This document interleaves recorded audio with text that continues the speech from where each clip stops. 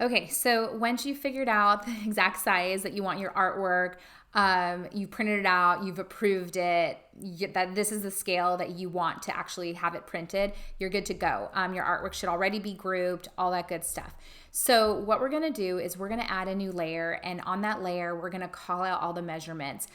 It's important to actually call out the measurements because you'd be surprised how often somebody can open up a file and it accidentally gets distorted.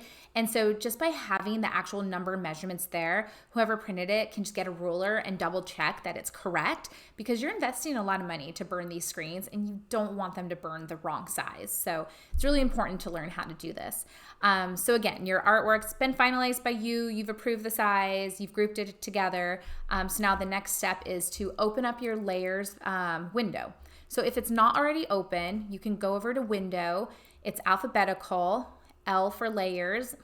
And right now we just have one layer. I kind of dropped, I guess in the one layer, there's like a whole bunch of layers, right? But really all of the artwork's on one layer. So now we're gonna go ahead and add a new layer, create new layer. This is kind of unusual in Illustrator because everything you draw just kind of makes its own layer, but we really wanna control this second layer. So we're gonna make a second layer. I'm gonna name it, I just double clicked on it. I'm just gonna call it like measurements, just so I know. Okay, cool. And then I think I'm gonna do, yeah, okay. I wanna lock the layer one, but not yet. So I'm gonna go ahead and select layer one. I'm selecting the artwork on it, and I wanna figure out how big this is. I know I printed it out, I know I approved it, but what is the actual measurement? So you can hit your transform panel. If for some reason you're having trouble finding it, you can always go to window and find it under window as well. T for transform. Okay. Select your artwork. Make sure you're selecting all of it, not just part of it. And it's going to tell you right now this is 9.9 inches wide and it's 9.9 inches tall. So that's important for me to know. So, okay, so now I'm going to go to the measurement layer. So I'm making sure I'm selecting that. And I'm just going to get my pen tool and I'm going to hit the letter P to make one anchor point. I'm going to hold Shift to hold out another anchor point that's perfectly straight, and I'm done. I'm going to hit the letter P again just to kind of finish. I'm going to hit the letter V so I can move it around. Okay, so I made a white line. It's really hard to see. It can have a clear fill. There's no reason for my line to have a fill. But the stroke, we do need a color that we can see. I typically like to use red. I don't always like to use black. I just think red's a little bit more obvious and like in your face. And then I'm going to change the stroke width to something a little bit wider. It doesn't really matter. I've seen some people do a thin stroke. I've seen thicker. Anyways, okay, so I'm going to line it right up to the top of my artwork. Now, my paper's a little thin, so I'm actually going to change my artboard so it's wider. So to change your artboard, there's this little icon down at the bottom left. It's the Artboard tool. You can click it, and then all you have to do is just click and drag just to make it a little bit bigger, which is fine. Whoopsies. Okay, I'm panning by holding the space bar. I'm going to hit the letter V to get my black arrow back. Okay, I'm just going to double check. I'm still on the measurement layer. That's good. So I'm going to select that red line and I'm going to copy and paste it to make another one. I'm actually holding the Option button. You can see a little white arrow popped up behind my black one. That's just a quick way to copy something, and I can just click and drag and pull it.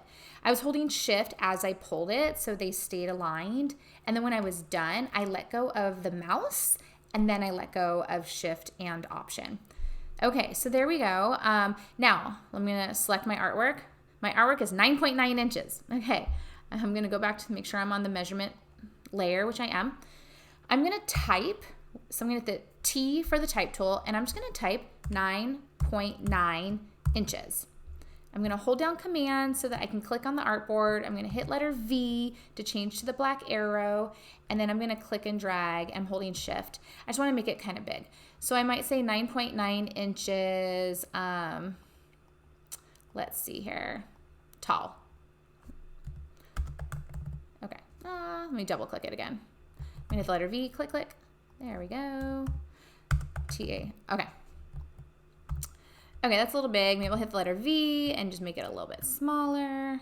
Maybe, I might even end up doing is rotating it like this, because now I'm going to draw an arrow between my two red lines. I'm going to hit the letter P, I'm going to click pretty close to the top one. I'm going to hold shift. I'm going to click one time pretty close to the bottom, hit the letter V. I want to copy the other red line I have, so I'm going to hit the letter I for the eyedropper tool, and then I'll just click on the other red line that's already there, and it'll just copy the properties for me.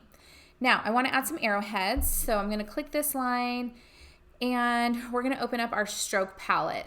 Sometimes it's already open, sometimes you see it in the Smart menu. Today, I don't see it anywhere, so I'm going to go up to Window and find it, S for stroke. Okay, so here we go, arrowheads. I usually just pick the first one. That's fine. Okay, and then now I can get my artwork here. There we go. Okay, cool. So that's really how you call it out. Now if somebody prints it, they can get a ruler and just double check that it's, you know, almost 10 inches, 9.9 inches tall. Our last step would be to add your header. So we know the name of the artwork and the company and the designer and the date and all that good stuff. And then one thing that you definitely want to add to your header is to call it art to scale. Okay, so that's important so that they know this is the right scale. Usually that's sometimes even in the name of the file. So be sure to label in your header that this is art to scale. Okay. All right, guys, let me know if you have questions. Looking forward to seeing how this goes for you.